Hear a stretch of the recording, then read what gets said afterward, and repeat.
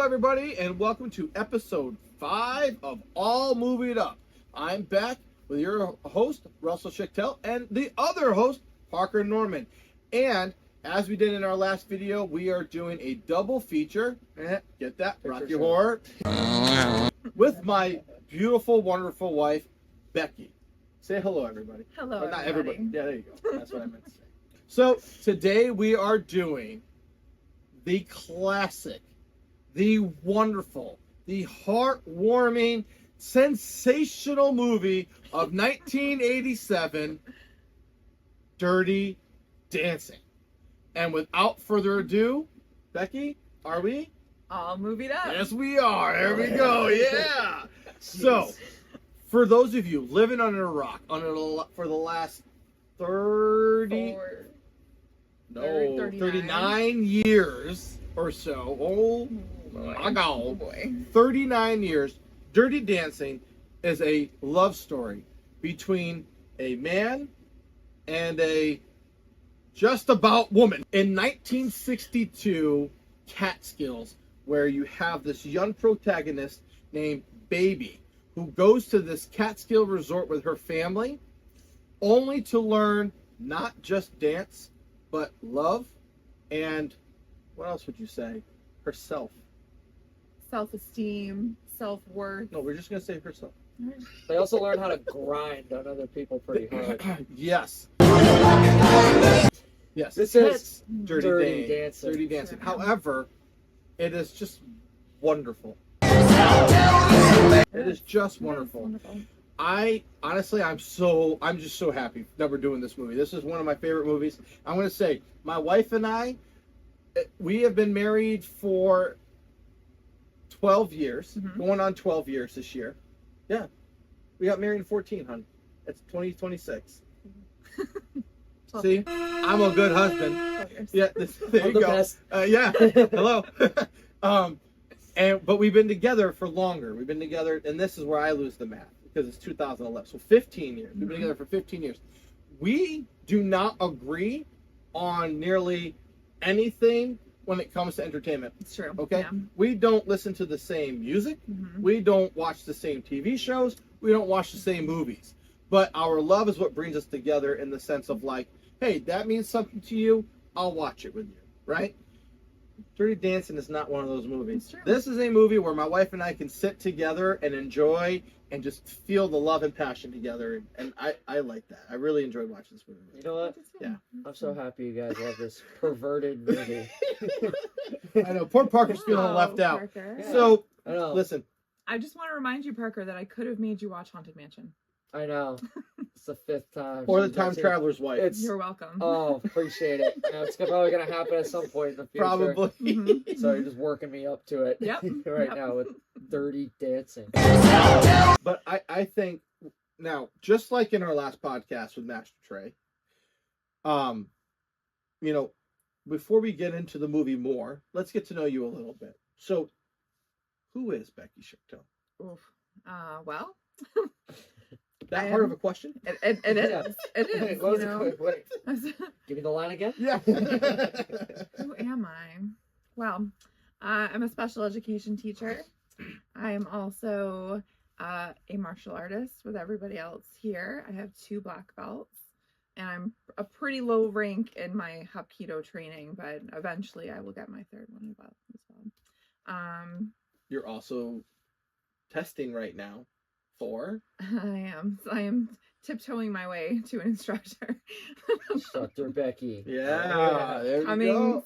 Soon. To a theater near you. Yeah. She doesn't know, but we have cameras all in the dojon watching Over her. a $4 budget. Oh, yeah. Good times. I know sign language. Yeah. I like to color. Yeah. I like Disney World. Now, what's your favorite shape? Yeah. My favorite shape? I really know a lot about Becky now. That's right. Yeah. Mm-hmm. I love you very much, sweetheart, but if you keep hitting that table, you're going to blow out my sorry. eardrums. I'm a good husband. Sorry, We know you, right? And you know, we have a list of questions for you. We want to talk about the movie, just like we did in the Rocky Horror Picture Show. That's the theme for the month. Great.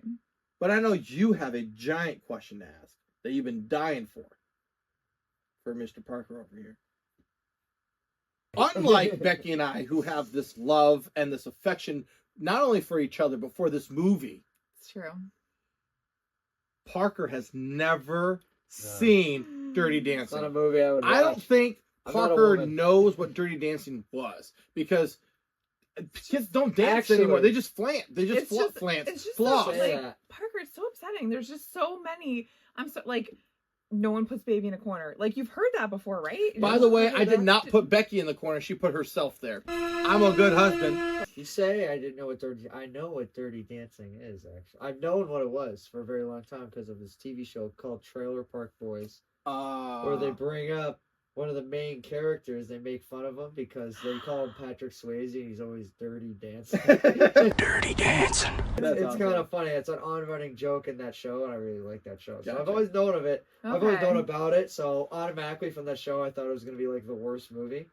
Okay, but But did you like it? We'll talk about it. Yeah, let's talk about Okay, it. all right. This is Master Trey, in our last episode, Mm-hmm. had a very profound take on the Rocky Horror Picture Show, Uh-oh. where he said I'm not he didn't profound. feel like the movie didn't make the soundtrack. He said he felt like the soundtrack made the movie. Okay. Now, part of what made Dirty Dancing such a huge success Mm-hmm. was not just the dreamboat of Patrick Swayze. Yeah. And the adorableness of Jennifer Grey, but the music, which is phenomenal. Which honestly, I could tear it apart. Like, why would a movie in 1962 have like fresh movies from the 80s? We could dissect that all, but I think that's what makes the movie work. Like, it's just so awesome. What do you think? I've been thinking about this. I think personally for Dirty Dancing that the movie made the music. Really? I do. And because I listen to those songs, and obviously I'm a Dirty Dancing fan, but I listen to those songs and I think about the movie and the chemistry between the characters and how the movies really brought those scenes to life. And I don't think I would ever have listened or enjoyed those songs on their own without the connection to the movie. I feel like that was the only thing that made the movie kind of good. Was the song. Right? The songs are excellent. Like, Yeah. Hungry Eyes and She's Like the Wind are just like perfect songs. Well, it started off with a really good song with Yes. Yeah. My Baby. Yeah. Yeah. By Which Rockette. I actually- Not Rockettes, Well, but I've Brian another Spector. song I knew before I watched movies. I just heard that song because it's like a It's a uber big famous song, Yeah, yeah. yeah. This is one where I really think it's a marriage. I think if you have the wrong song in those scenes, the movie doesn't work. Like, I really do, because and you know, we watched a documentary on Dirty Dancing as well, where the woman was talking about how she handpicked all the songs, at least the ones from the 60s, all the songs for the specific scenes. Like, she knew exactly what she wanted, and they worked tirelessly to get those in the film. Mhm. And I mean, I do. And She's Like the Wind, I don't know if you knew this, but Patrick Swayze wrote that song Really? and performed that song. Oh. It's one of my all-time favorite songs. It's so one, good. before my wife even chose this movie for this podcast, I was on my way to work and I was like, I'm going to listen to She's Like the Wind, because that is one that when it is on, I belt out. I love it so much. So let's get to, interrogating you about the movie. I'll let Parker ask first. So I know we were talking about this a while ago, because actually not a while ago, like a week ago, about you were like, what movie? No, it's very stressful for me. Yeah, and you kind of made it clear that you don't really have a favorite, but where does this land among your favorites? I would say it's definitely. Is it in a top number of them? Is it a top 5? I'd give it a top 5. I'd give it. Is it a top 3?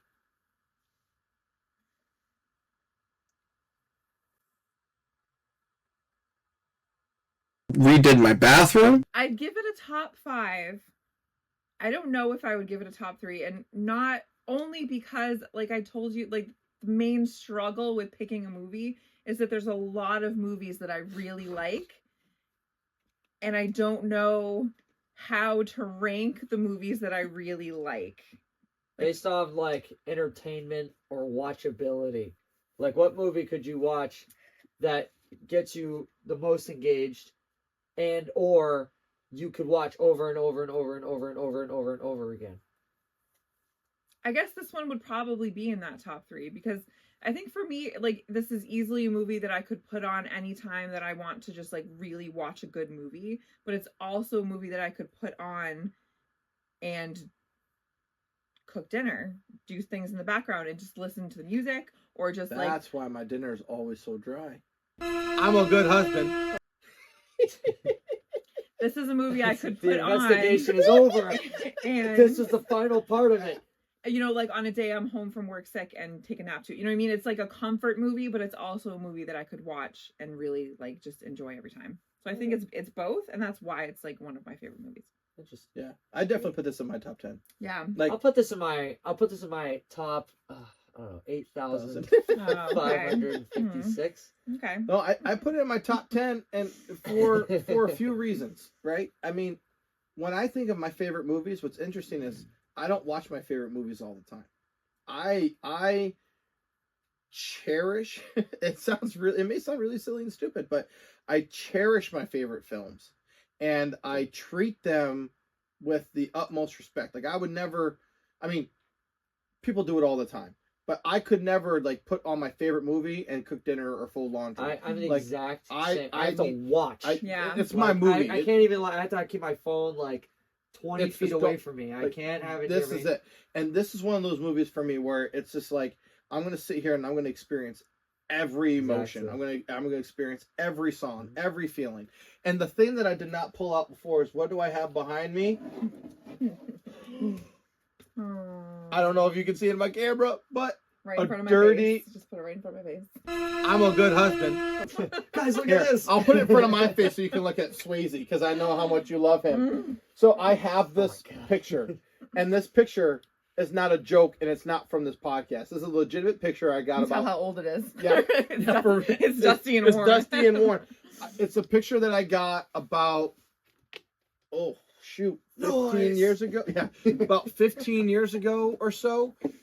And my older brother, Manfred, Yeah. who has since passed away, and my sister, we all have the same picture. And because Dirty Dancing was such a staple in my house that I watched it. So the movie came out in 87. I have vivid memories of watching it from the age of 3. And we would watch it all the time. Yes, it's highly inappropriate for me. Yes, I shouldn't have been watching it, all that blah, blah, blah, blah, blah stuff. But I have vivid memories of playing Guess Who with my brother and my sister, listening to the soundtrack.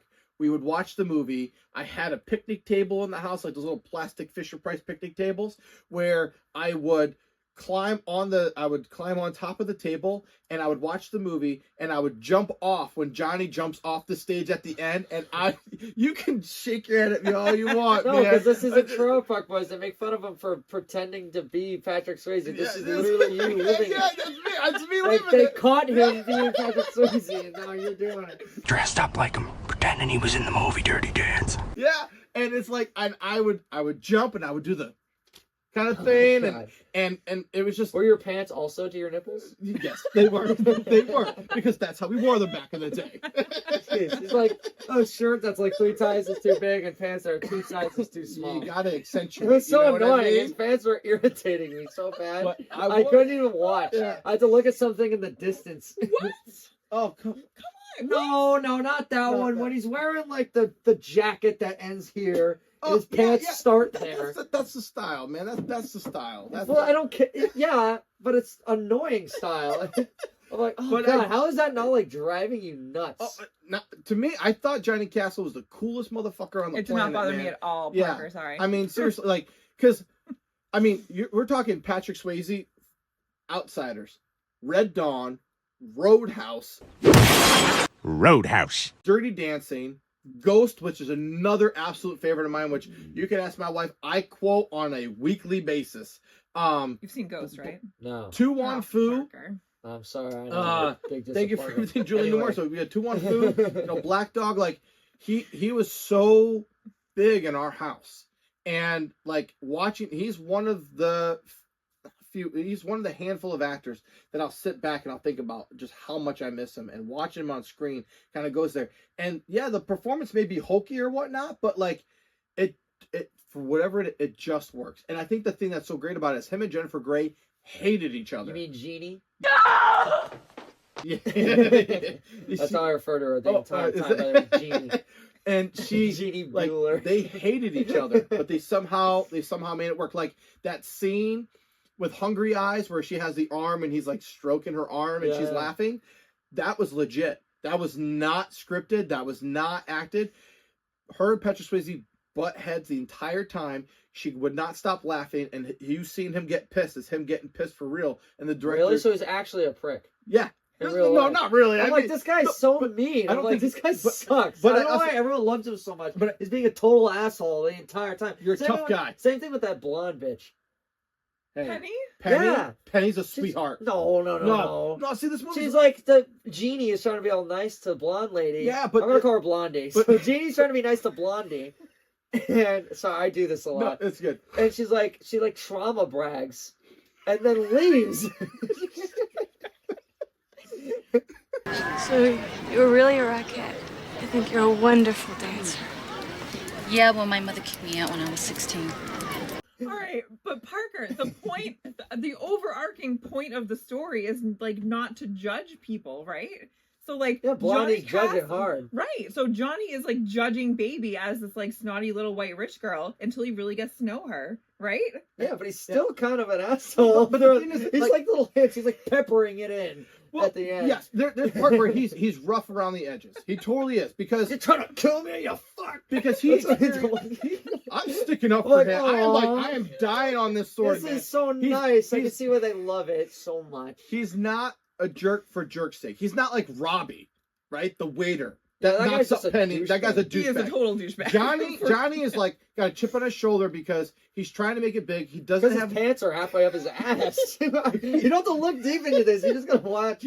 guys. Help me out here, please. No. Please, come on. Because like, and okay, this is gonna sound kind of stupid. I'm the furthest thing from Patrick Swayze. Okay, I'm the furthest thing from what do you call dance. it? You're pretty From good. looks, dancing. You know, but like, he's a real dancer too. Yeah. Like, you know, but Yeah. the thing is like, honestly, I think the reason why this movie resonates for us is like that literally is me and Becky. that literally is me and Becky in the sense of our bickering, but that brings that passion and that heat. Yeah. There literally was a scene in there, and I hear Becky laughing, and I know why she's laughing, and she was just, and I was just like, is this reminding you of me? And it's the scene where he's trying to teach her how to dance, and it's such a beautiful shot, and it's showing their feet. He's like, don't put your heels down. Don't put your heel down. I Just stay didn't. on the toe. And then I said it because I have to quote everything, and I was like, don't put your heels down, like in the tone. Yeah. And she just, and she was like, that is a snapshot of our relationship. It's why I can't help her with her master quest. It's why we can't do things like that together, because like I have this chip on my shoulder. I have this sense of perfection. I have this sense of purpose that I need to prove things to people. And not like Becky was born with a silver spoon in her mouth, but Becky definitely had a lot more opportunities and privileges than I did, because I grew up very poor and I was easily manipulated by people, and I was mistreated by 95% of the people in my life. So him being a jerk really is a defense mechanism for him being like, I feel like you're looking down on me because everybody looks down on me as just a piece of meat. And then when we look at like Neil, like the nephew of the guy that runs the resort, he's a total tool and a half too. So it's like when everyone's looking down at you and no one thinks that you're worthy of anything, you tend to believe that about yourself. And it takes a long time to like break that pattern. It's a pattern that I still won't break it to this day, which I have to say, sir, I'm just going to say, you've helped break that a lot in martial arts, man. I appreciate you. You've had my back and supported me, and you've like encouraged me to do things I never thought I could. Really? Yeah, man. Wow. And I mean that, like all jokes aside, like I mean that sincerely. So Thank I think for me, like when I look at it, that's why it connected to me so much, because as I'm growing up in these dirty projects and seeing all these things, I've felt that every step of the way. And that like there was this whole scene about like how he had a dream about his dad, about how Baby's dad put his arm around him and accepted him into the family. It took a long time for me to be accepted into Becky's family. Very similar for that reason, because of that. So I think like it's easy to pinpoint him as a jerk, but really he's a guy that's like, this is all I have. And so you're trying to help me out. I have to teach you how to dance in like 2 days or whatever it is. And if this gets messed up, my whole life is screwed while you get to go home to daddy and live this nice cushy life. So that's all I'm saying. That's all he's saying. Yeah. That's all I'm saying. But Just when a little like, bit. well, when Genie steps on his toe, he's like, "Oh, stop! Ow!" Ow. I think Like for- she's for barefoot, me- you're wearing these shoes. For me, it was but I didn't, and that's really where it was. did! Where, Oh, where I was God. like, 'cause literally halfway, what resonated is like, I'll be doing something and like, I'm not even doing the thing, and you'll be like, don't do this, and I'm like, but I'm not. That's really where it resonated with me as well. I know, like that was a nice tangent, but really that was it, where it was like, I know. but you feel that? And I was like, I didn't, but I'm not. I'm a good husband. It's just, you know. You just had to be there. Yeah, you just have to be there, everybody. I will say though, to your point, part of why I connect with Baby as a character in this movie, I have a younger sister who does everything right and is No, you always don't. perfect. You have an older sister. Sorry. I have an older sister. She's a little nervous. She forgot her own family. I'm tired. I have an older sister who always did everything right and was always like, you know, the perfect child, at least in my eyes. And I'm the younger child, and I watched this movie at my lake house over the summer. Yeah. Is this how you discovered this movie? Yes. Oh, you discovered the cheesiest movie in the cheesiest way possible? Yes. Oh. I was a teenager, my lake house, like there isn't a whole lot to do. It's like in the woods by a lake. Yeah. So little to do in your lake house. So I literally watched this movie on VH1 like on repeat, like over the summer. I do the same thing, but I watch In a Violent Nature. Great. Whenever I'm in the woods, I gotta watch woods movies. Yeah. So I do connect with Baby in that way. Like I get. Yeah. Do you have a favorite part of this movie? That was my question. You can ask. No. No, do it again. Do it again. All right. Do you have a favorite part of this movie?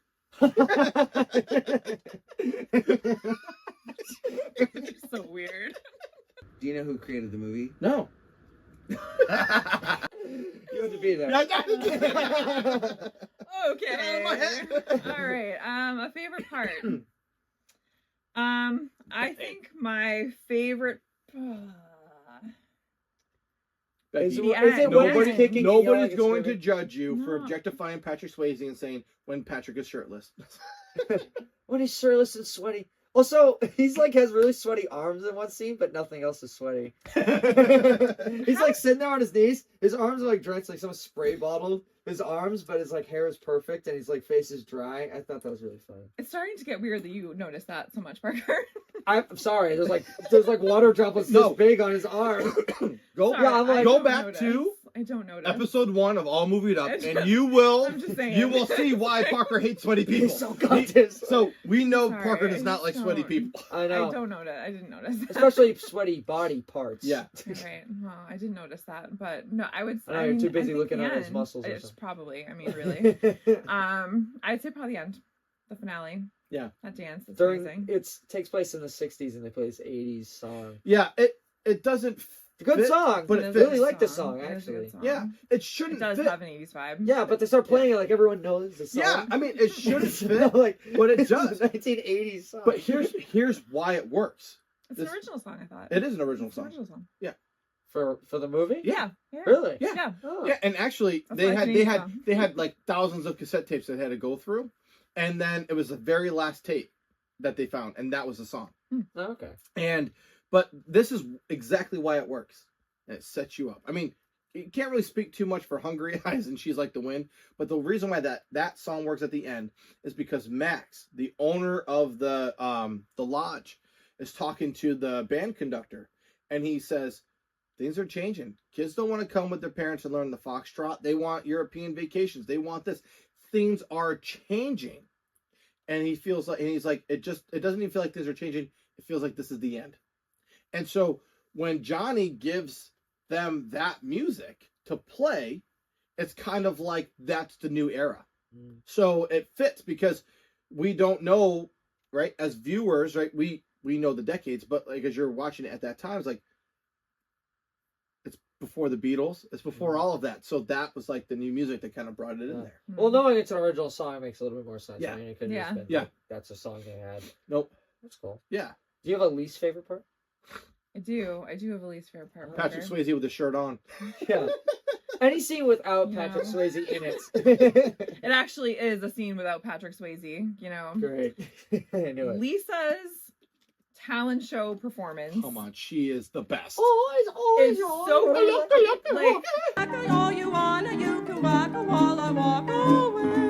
It's weird. It's awkward. Why? It was stupid. It was stupid. Well, Patrick Swayze's in there. He's reading a folder or something, wasn't Yeah, he? Was he he was. sitting on a stool? Yeah, because he was going over with his pants up to his shoulders. Pachanga.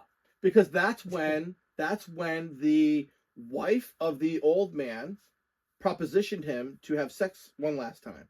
And that's when he turned her down. And that's when Baby was like, oh, he turned her down. Well, yeah, but I mean, like, her actual performance part. Like, when she performs that. Towards the end? Yeah. Well, she performs that song. We see that in the practice. Yeah. Oh, right. And then she's part of the that's right. Yeah. the Kellerman song. That's right. Yes. Yeah. But anyway, that song is stupid. The dance is stupid. It brings nothing. She's a total Lisa.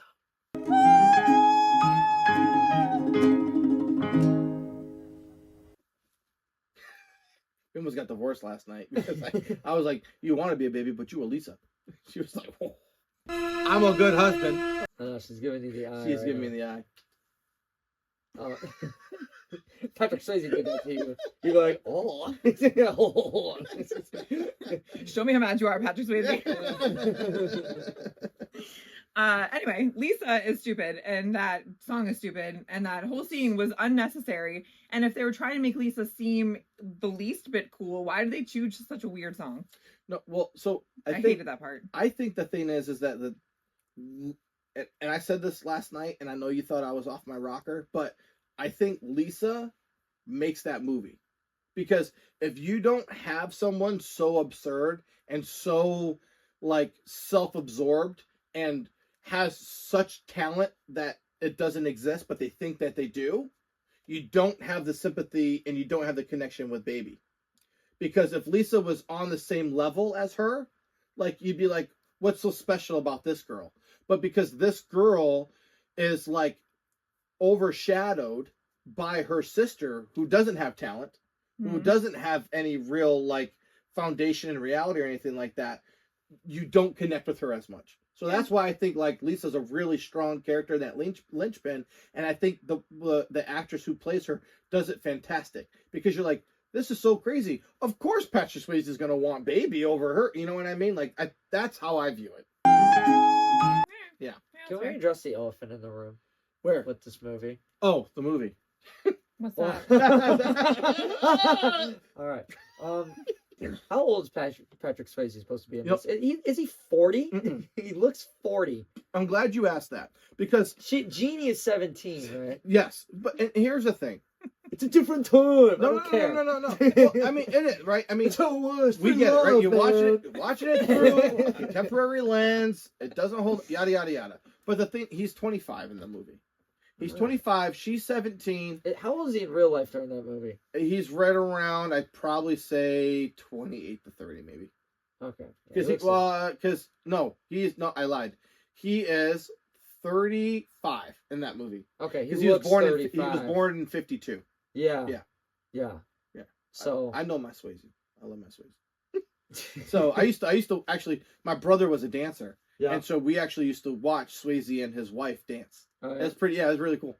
But anyways, yeah. So he's 35 in real life. Jennifer Grey was roughly in her mid to late 20s, I believe. Yeah. Because she had acted a little bit because she was in. Her movies were Red Dawn with Swayze, and then she had that awesome role as Ferris Bueller's sister. Yeah. Ferris Bueller. But yes, he's 25. She's 17. Through a contemporary lens, it's you know what? It's not as bad as some of the things that are coming out about people nowadays. Is all I'm saying. That's true. It's right? a little icky. But at that time, it's not as bad as getting shot. But at that time, foot. Like, that was legal. Was it? Yeah. In the 60s or the 80s? In both, actually, kind of. like, because I can't speak 100% for the 80s, but I don't think the laws have changed much, right? Because so I used to work with youth, right? Yeah. I'm a therapist. I used to work with youth, Yeah. and it was my job to actually know these laws because I had a lot of youth talking to me about interactions that they had with their partners, and there's specific ages in which it's okay to it's okay through the eyes of law, and then there's specific ages in which I would have to report it. And so there's like a 6-year difference that like 16 is the age of consent, and within that 6 years or whatever, like it's not considered statutory or things like that. Okay. I'm not saying a personal view on any of it. I'm just saying that that's the facts. That's the stuff. That's the black and white of it. That's how it was in the 60s. And also, I mean, this is a time where like you have a 17-year-old who like wants to go to the Peace Corps.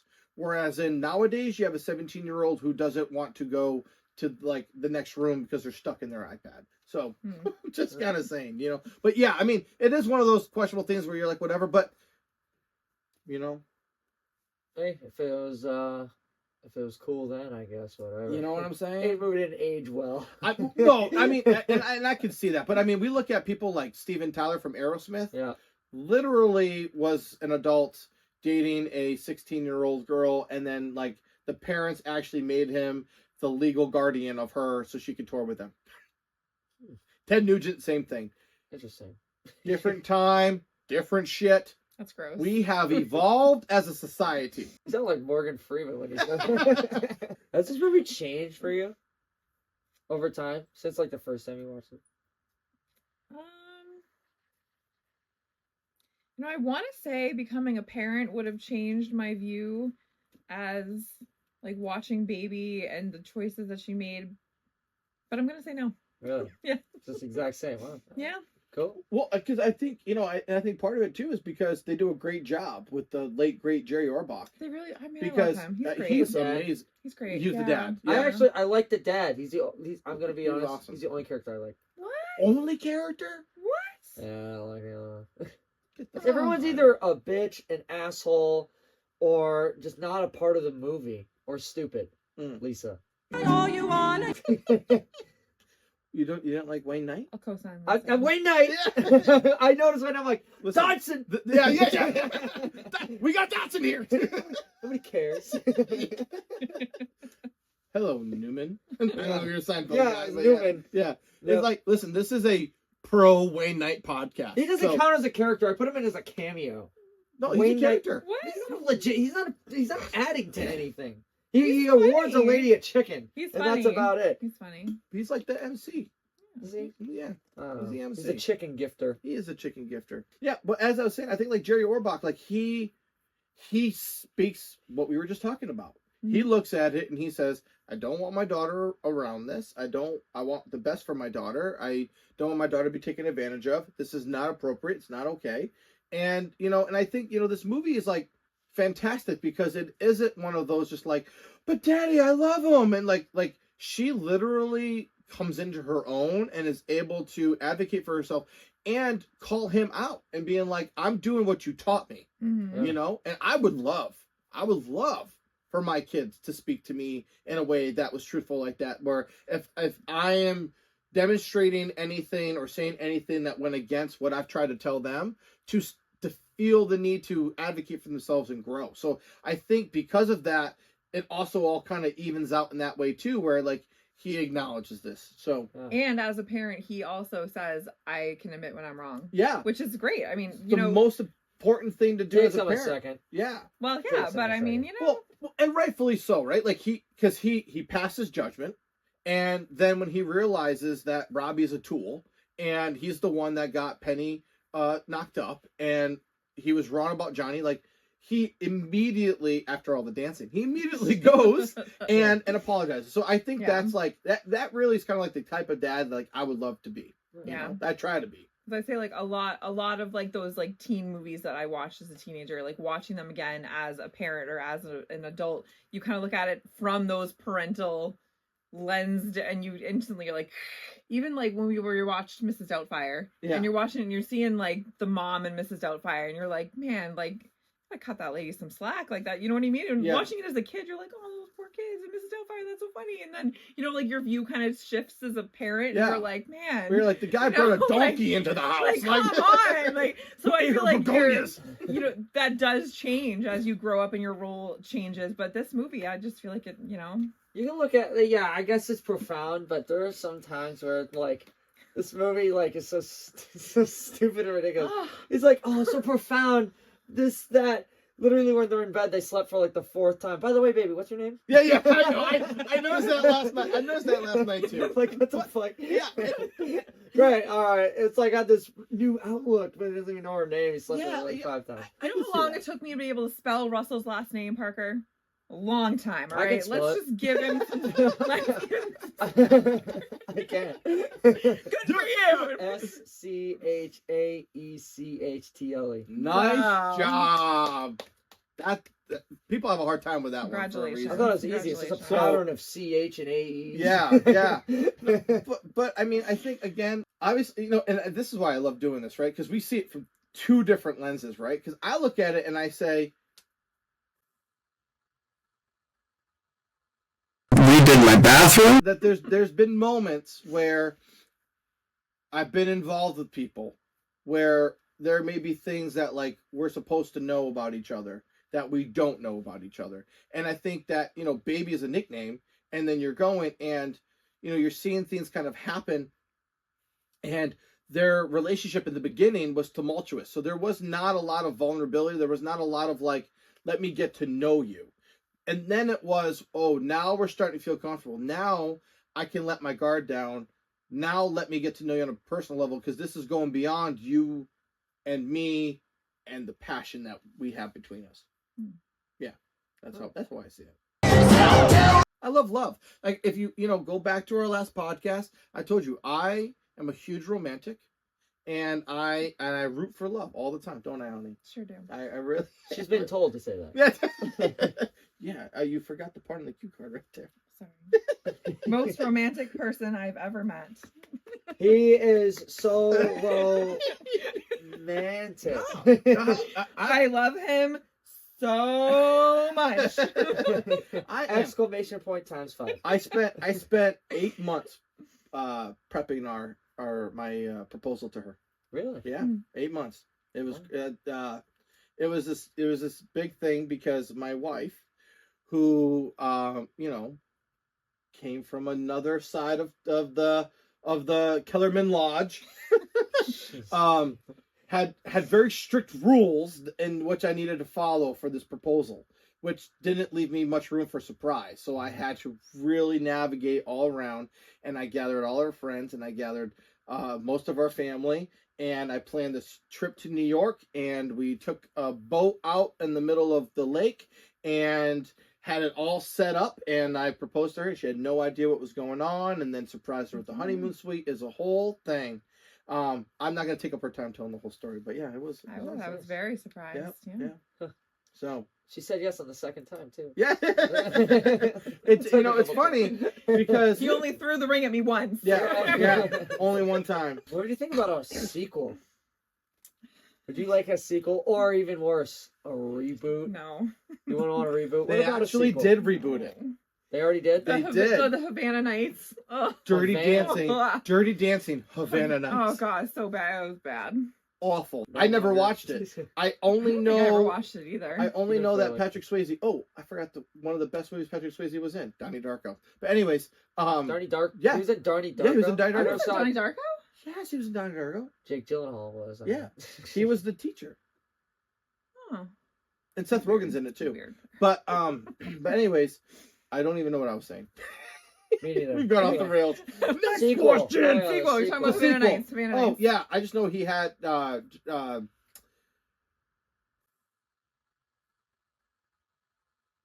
Swayze had a cameo in that. Oh, real bad. Yeah, real but bad. I never saw it, because I have a thing, if it just looks like shit, I ain't watching. Yeah, no, I'm all set. I think they should just leave classic movies alone. But they are making a sequel. They are, because the crazy thing happened, as I mentioned earlier. I was listening to She's Like the Wind, and then when I got done and I went into my office, I put on Instagram, and the first thing that came up was Dirty Dancing 2. Oh. I wish they would just leave it alone. I know, no one can leave anything alone anymore. No ideas anymore. And if there are new ideas for movies, they all just suck. Yeah. That's They're all true. just the worst ideas. Like, follow a simple formula and make something new from it. So And stupid. plus, like, this movie is almost 40 years old.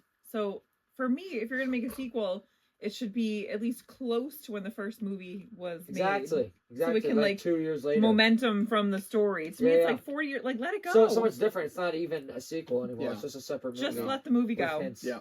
But I think I made a profound realization with this movie. Yeah? You're- I looked at it. You in a love way it now? No one has ever looked at it. I think this is the greatest horror movie of all time. Oh boy. You want to know why? They literally are at the Shining Hotel. They're also at, it looks like Crystal Lake. That I agree with. What I would say is, I think you've only seen The Shining the one time with me, right? Yeah. Yeah. So not at all. The Not Overlook really. Hotel. I thought it does. Yeah. I thought it does. I looked It's at it. okay. It has the same It's okay. shape. It's got the Okay. big middle. It has the It same kind of shape. goes like this. It's It has also windows somewhat and on, doors. like, a I hill can see the or a mountain. resemblance. It's got woods all around it. I can see the resemblance. It's got windows. It's got doors. I It's call got a rectangle it's a got rectangle. ground. And it There has are rooms in it. running It has- it running does. water. I'm gonna try to compare it when I'm editing this. Also, But what did I say last night? Those stairs where she's dancing. I said they look like from Friday the 13th Part 2. Where the guy guy gets hit it with does. a machete and then he goes He's down right in the across wheelchair. from it, yep. That's exactly what I said. Also, Patrick Swayze kind of looks like Patrick Bateman Okay, I can see that. a little bit. Yeah. That's why I'm saying this. There's too many coincidences. There's too many Yeah. weird things going on with it. I'm sure I could find more, but that's what I found. Yeah. I was like, it reminded me because when I saw the hotel, finding my nose, I saw it's not the same brick tone. Or whatever. The grass is an inch shorter. There's But no maze. It looks There's no like maze. it. I mean, it looks a little bit like it. You know. I see where you're saying with that because that place is some place I think would be very scary to like It does. to just be at. Also, that sweatshop they dance in Oh yeah, is also kind the of downstairs. Yeah. Yeah. Everyone's like just doing. That's where the everyone's lower grinding class hard. people go. Yeah. I'm like, at first I was like, this is not that dirty. That's a clean dancing. Yeah. And then I got to dirty dancing. It's some filthy dancing I'm watching. As I said in the beginning of the podcast, this is a beloved movie that has spanned decades, right? Mhm. So what do you think this movie says about like American cinema? And I know you're not much of a cinephile, so don't feel the pressure to have to like don't take two. Leave that in. Don't feel the pressure that it has to be profound. Like this is just like what do you think? What it says about Can I do America. that in the Jiminy Glick voice? You ever see Jiminy Glick? I don't know what that is. What do you think about that? Can you do it in the You should watch Jimmy Glick. Can you do it in the Saturday Night Live Chris Farley instead? Matt Yeah, Foley. Get the world by the... not the Matt Foley, the other guy. I could do that with another question. I don't know how I would voice it here. So I'll go back to Okay. that question in a second. I'll be like this. Episode. Do you remember that time when Patrick Swayze took his shirt off in Dirty Dancing? That was awesome. Awesome. That just sounds like you. No, What are you talking about? no, that's what he did. Would you say this says about like American cinema? I would say that I think it's shaped a lot of those coming of age teenage girl stories that followed. I mean, there were so many in the 90s, those coming of age stories where girls find themselves and they, find their self-esteem and they find their confidence and stuff. There, like, I feel like it has that undertone, and I think that, I mean, again, like I started watching this movie when I was 12, 13-ish.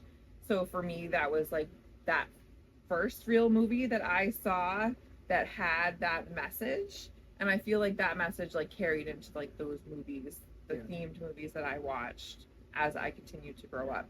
So I think for me that probably paved the way for a lot of like that formula for those kind of movies of like this movie takes place in the course of 3 weeks. So I mean, it takes most of us a lot longer than 3 weeks to find ourselves and find our confidence and find our place. But I feel like a lot of those movies that followed it had that same message. Yeah, they really did. I think, you know, the great thing about this movie, and this is one of the questions I wanted to ask you, is also like, how do you feel like it's kind of like inspired women in a way? Is the fact that like this is one of the very first movies where the female protagonist is a strong woman. Mm-hmm. And like strong, and not like how cinema used to be was like, if you're a strong woman, it's because you're, you know, you're either really like outgoing and you're very much just like, you draw the line and you go, right? It's like go, go, go. Mm-hmm. Or you are like promiscuous or a little bit more adventurous. That kind of goes against the culture, right? You're part of the counterculture. Or you kind of have the women kind of being a little bit like, you know, not as confident or self-assured and always relying on the man to kind of save her. Yes. Johnny's not saving her. Baby doesn't need to be saved. No, she doesn't. And and this is the beauty of it. Like, you... Baby doesn't I need to feel be like saved. Parker is going to disagree with this. Yeah, No, I'm thinking about all the ways I can use what you're saying. Yeah. Baby doesn't need to be saved. Yeah, there you go. Baby got it. The baby got it. It's like a clip of a baby like flying through the air. But I think too, like, it's one of those things where like Johnny says it. She saved him, you know, because she has this free spirit that is not trying to align with anybody. It's just who she is. Mm-hmm. And like, she takes the strength of her dad as her own. And because the mom is very passive. Yeah. Except for like the very, very end, which I love the mom. Like, she's not much in the movie. Yeah, I'm like, I don't know. She's not much, about but her. I mean, Yeah. Becky was laughing at me last night because I quote a lot of the things that we watch, but there's certain quotes where she's just like, "Why do you quote that part?" Like, you know, it makes no sense. But there's certain, yeah. But I love it when she's just like, when she's dancing, she's like, "I think she gets that from me." I think she gets this from me. It's like, okay, like what? One line in the movie too. It's Like, you're feeling what? so left out. But I do. You kidding? I can see the thing. I can see why. I'm really glad it meant something for you like that. Yeah. Talking about dialogue. Yeah. Man, this dialogue is not very good. It's not the best. I was like, I wrote that as a thing. Like, this dialogue is just so uninteresting. Yeah. When they're talking, it's just not engaging to me Yeah. at all. They're just talking about nothing, or the same thing over and over and over again. It's kind of funny coming from me, where my favorite movie, the guy doesn't talk At all. Yeah. Believe it or not, we are 50 minutes into our podcast, and I feel like these last two episodes have just gone so smoothly and freely. Like, it's a lot of fun. So You can continue. Okay. I'm gonna say my last thing. Okay. After. I was just gonna ask a question. I would like to know, what are your like top 5 favorite scenes / and or quotes from this movie? Okay. And I'm opening that up to the table. When they get in the car going to the log. Yeah. The log. The log. log scene. Oh, gotcha. Yep. I like the log. I was confused for a second. I like the When he crash. breaks the window. No. I know. I guess I was thinking you were going to say the lodge, like when they were dancing. Oh, so that's why I no. got confused. I thought you were gonna say Okay. log Sorry. cabin too. When Yeah. he has to break into his car and she goes, "You're wild." I like that part. I think that's funny. I like the finale. Like the dance sequence with them is just awesome. I'll pass it to you while I think of one more. Okay. So I'd have to say, I think one of my favorite scenes is when they go to the other place and Yeah. she's afraid to do the lift, and instead of doing the lift, she does Yeah. this whole thing. Yeah. It's just all like that. Yeah. That cracks me up. I love the scene where like Jerry Orbach gives Robbie the money for medical school. He's like, well, not for medical school, but like, hey, you know, good luck in medical school. Gives him like a little thing. And then Robbie tells him like, oh, thank you for pennying, like, you know. And rather than like this big scene, this is where less is more. He just grabs the money, and just walks away. Like, Yeah. not worth the time. I think that, to me, always demonstrates, like, a better tough guy than, like, someone who would just punch a guy. You know what I mean? Yeah. I absolutely love She's Like the Wind. And it's one of those things where, like, you know, I know you like to take breaks and talk through movies. And so I specifically, like, it means so much to me that I said to Becky, can you please not talk or anything during that song? Because that means a lot to me. It is my mother's favorite part, but it's also one of my favorite parts is when the old ladies are standing and she has, like, the mink on her and she just, like, throws on. Yeah. She's just like, and then she just starts dancing. I carried a watermelon. And then Those fucking watermelons. That's what I was gonna say. Those like that was two my watermelons put together. That's my favorite. That's why yeah. they so long. I know they're huge. And this it's guy's just like yeah, carrying them in 3 at once. What are you doing here? I carried a watermelon. That is just one of my favorite yes. lines from any watermelons movie. bother me too much. Carried a watermelon. So I'm not sure if there's anything you like about this movie, but I would like to kind of I want to hear it, Parker. It's gotta be something I you have like. a favorite part of this movie. I mentioned I do like Wayne Knight in the movie, I think. That's fine. I like the soundtrack.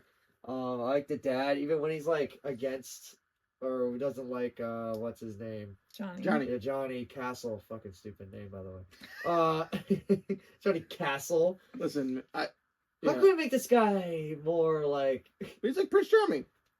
Oh. You don't get to pick your name, But- Parker. I know Castle. But they did pick his name for this fucking movie.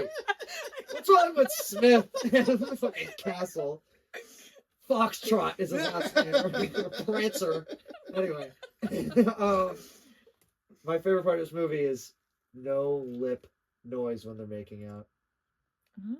Yeah, It's hate silent. that sound. That's the sign of a good kisser.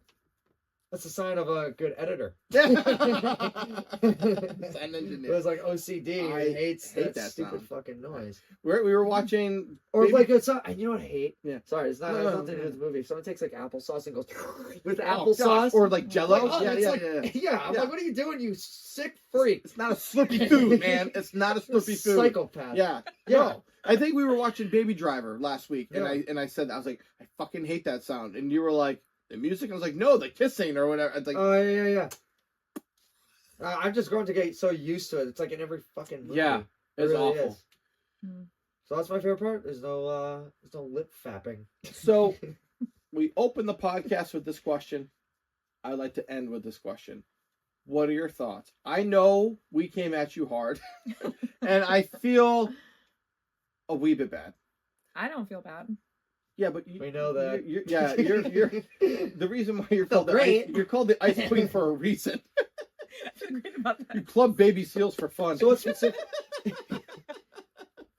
So what specifically are you asking? just I'm not looking for the score. You can give the score after, but like, if you had to look at it, is this one of those movies where, like, all jokes aside, all weird shit in there that you didn't like, names, this, that, and the other, like, was this an enjoyable movie? Like, did you walk away like feeling like that was good? I like that, or you're like, fuck these two people for making me spend an hour 40 watching this movie.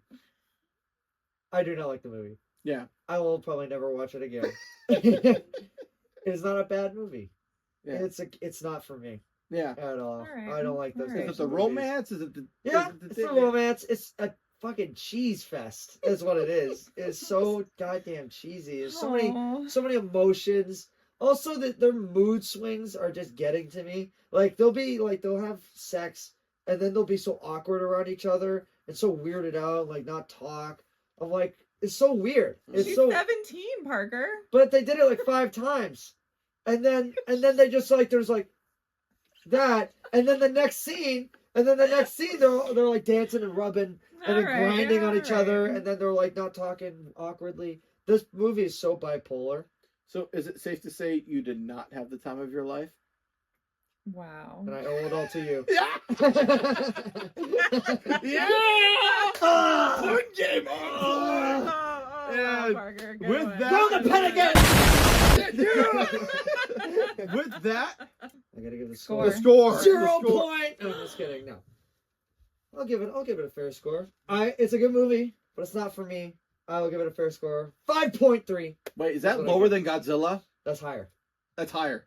It's a better movie than Godzilla. Okay. Oh, Wow. oh yeah! I was about to check my pen. Throw in the pen a third time. I actually, all right. I was think it's a throwing fair through score, excitement. Parker. Huzzah! It's a better movie. Yeah. Okay. It's a better All right. movie. It's That's put together awesome. better than I will Godzilla, accept that. King of the Monsters. All right. Yeah. So Nice. with that, That'd be nice. we're gonna be like the wind. Becky, take us out. We are all movied out.